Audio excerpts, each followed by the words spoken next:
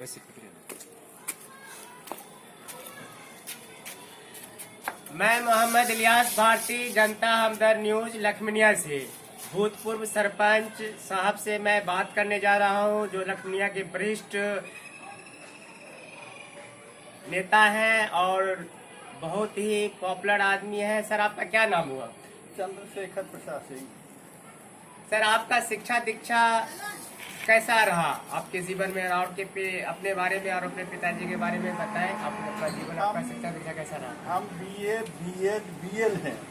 वाह। और सन्हा high school के हेडमास्टर सुशील है। बहुत खूब। इस समय कमेटी का शासन था, स्कूल में सरकारी नहीं हुआ था उस समय। जी। कमेटी के जो चेयरमैन थे, अवधेश मिश्र पहले थे, जब बदल गए तो दूसरा चेयरमैन हुआ, उससे हमको नहीं बना, हम छोड़ के चले।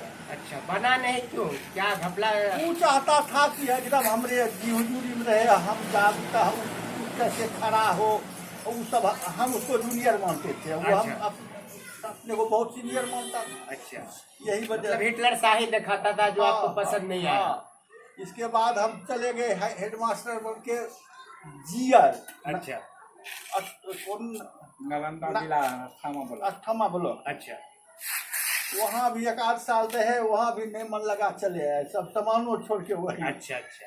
फिर आप बैंक में कब गए? बैंक में तो हम स्टाफ नहीं थे। अच्छा, हम वहाँ के प्रतिनिधि बन के गए। अच्छा अच्छा। हम 80 से लेकर के अभी तक पैक्स के चेयरमैन हैं। अच्छा अच्छा। तो सर, पैक्स के चेयरमैन के लिए लोग मारामारी करता है, आप इतना लंबा समय से पैक्स के जो है चेयरमैन, ऐसा क्यों? आप इसके मतलब बहुत ईमानदार है और अच्छा काम कर रहे हैं। तो पब्लिक समझे, हम तो बराबर निर्विरोध होते आ रहे हैं। जी। पहले 4 पंचायत था, बलिया, लखनिया 1, 2, 3, 4, तो चारों एक पैक्स था, हम चारों के थे चेयरमैन। अच्छा, तो बहुत बड़ी बात है। इसके बाद जब पंचायत बाज हो गया तो हम बलिया लखनिया 4 के चेयरमैन। वर्तमान से हम भी इसी साल चुनाव हुआ है, 3-4 महीना पहले, 2 महीना पहले, फिर हम निर्विरोध हो गए। तो सरपंच साहब, आप सरपंच का इलेक्शन कब लड़े थे और कितना दिन सरपंच रहकर आप काम किए? हम तो सरपंच का चुनाव लड़े 69 में, निर्विरोध हुए। अच्छा, निर्विरोध हुए। हाँ, हम सरपंच निर्विरोध और चौधरी जैनुल आबदीन मुखिया निर्विरोध। अच्छा। तो आप उस पीरियड में क्या समाज में क्या इंसाफ किया जो सरपंच? समाज को हमसे हिंदू मुसलमान सब बहुत खुश थे। अच्छा, कारण क्या था? कारण था कि हम सबसे मिलजुल कर रहते थे और उचित न्याय करते थे। अच्छा, पक्षपात नहीं करते थे, दलाली नहीं करते थे। हाँ। किसी से घूस घास नहीं लेते थे, सब मतलब ये था। किसी से डरते नहीं थे, बल्कि सही फैसला आप देते थे, जैसे सुप्रीम कोर्ट हाई कोर्ट सही फैसला देता है। जी। तो आप किसी पार्टी में भी रहे हैं? हम कांग्रेस पार्टी के पहले प्रमोद शर्मा जिस समय यहाँ के जिला अध्यक्ष थे, उसके पीरियड में हम जिला के महामंत्री। अच्छा, अभी किस पार्टी में? अभी भी हम इसी पार्टी में, लेकिन हम अच्छा अच्छा। सर, ये बताइए कि अभी कल तक जो है और कल तक तो जदयू और बीजेपी की सरकार चल रही थी 2 साल से बिहार में, और अचानक जो है बीजेपी और जदयू की सरकार जो है गिर गई और अभी जो है आरजेडी और जदयू की सरकार बनी है। तो ये तो नई सरकार बनी है और पुरानी सरकार गई है, इस पर आप क्या कहना चाहेंगे? देखिए, हमारा कहना इस पर है, हमारा पार्टी तो उसके फेवर में है। जी हाँ, कांग्रेस। जी जी। लेकिन व्यक्तिगत हम उससे संतुष्ट नहीं है। नीतीश कुमार पलटू राम है। अच्छा, दल बदलू है जी। कल आज इसके साथ, कल उसके साथ जी। और उनको आकांक्षा हो गई है कि हम प्रधानमंत्री बने। जी। तो भविष्य में बन भी सकते हैं अगर महागठबंधन को चुन ले अपना। और महागठबंधन जो है, जिस तरह बीजेपी जो है बहुमत से आया और मोदी जी प्रधानमंत्री बन गए, कल अगर महागठबंधन की जो है ज्यादातर जो है MP जो है जीत कर आते हैं तो कल प्रधानमंत्री बन सकते हैं, कोई बड़ी बात नहीं है। हमरे समझ से संभव नहीं है, कारण कि राहुल गांधी और ममता बनर्जी इनको छोड़ नहीं सकता है विरोध, तो इनको मानता नहीं दे सकता। तो सवाल ये पैदा होता है कि जो है राहुल गांधी और ममता दीदी से तो ज्यादा काबिल जो है नीतीश कुमार है, तो मानना पड़ेगा। और जो है क्वालिटी भी इनके पास ज़्यादा है और बहुत दिनों से सियासत भी कर रहे हैं और बेदाग है। अभी तो ममता दीदी की जो है एक मंत्री जो है बहुत सारे पैसे की वजह से जो है अभी जो है ईडी और जो है सीबीआई के चक्कर काट रहे हैं। ये हाल तो नीतीश जी के साथ नहीं है, राहुल जी को भी जो ईडी का चक्कर लग रहा है। तो नीतीश जी तो बेदाग आदमी है और विकास पुरुष कहलाते हैं। कल भविष्य में इनको चुना जा सकता है मजबूरन। देखिए, विकास पुरुष जरूर कहलाते हैं कागज में जी, लेकिन स्पॉट पर हम क्या पाते हैं? सगरे घूसखोरी, कितना करप्शन है ब्लॉक में। एक म्यूटेशन में कम से कम 15,000 20,000 रुपया लेता है। कौन देखेगा? तो नीतीश कुमार ही तो जिम्मेदार नहीं है। 75 साल में ना जाने कितने साल कांग्रेस की सरकार रही, फिर जो है लालू जी की सरकार रही, फिर जो है बीजेपी और जदयू की सरकार रही। तो इसके लिए तो सारे लोग दोषी है। करप्शन के लिए विकास नहीं हुआ, इसके लिए तो सारे, सिर्फ नीतीश कुमार तो नहीं जिम्मेदार है। सुन लीजिए, कांग्रेस के राज में इतना करप्शन नहीं था। फिर लालू जी का जो राज रहा 15 साल, उसमें भी इतना करप्शन नहीं था जितना कि इस समय। तो इसका मतलब है कि बीजेपी और जदयू की जो सरकार है ये करप्टेड सरकार है, जो गिर गई, खत्म हो गई, अच्छा हुआ। हाँ, तो अभी जो तेजस्वी जो है ऐलान कर रहा है उप मुख्यमंत्री बिहार कि हम जो है जनता को जो है नौजवान को रोजगार देंगे और यकीनन रोजगार जो है युवा को मिलेगा 2024 के इलेक्शन जीतने की वजह से। लालच में 2024 के लालच में बिहार में रोजगार मिलेगा, नौजवानों को रोजगार मिलेगा, ऐसा हमारा उम्मीद है।